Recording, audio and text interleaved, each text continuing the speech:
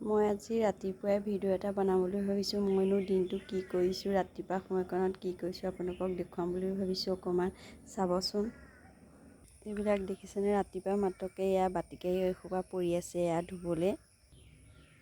এইফালে এয়া কাৰেণ্টতে চাহপানী উতলাই আছোঁ। এয়া মই চাহপানী উতলাই পেলাই ফ্লাস্কতে ভৰাই থৈ দিওঁ দিনটোৰ কাৰণে।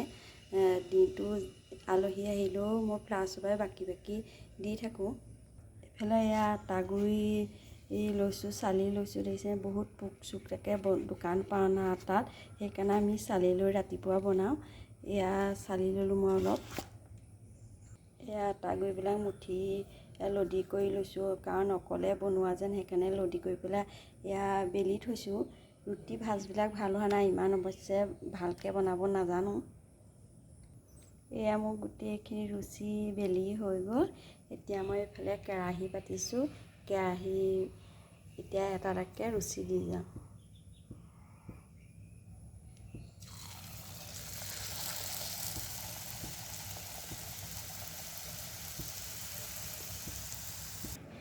তাৰ মাজতে মই ৰাতিপুৱাই বিচনাখনো পাৰি ল'লোঁ।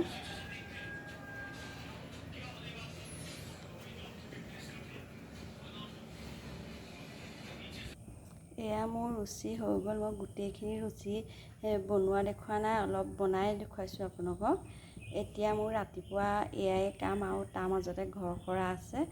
তাৰপাছতহে অলপ পাছতহে গা পা ধুই আৰু বেলেগ কাম কৰোঁ।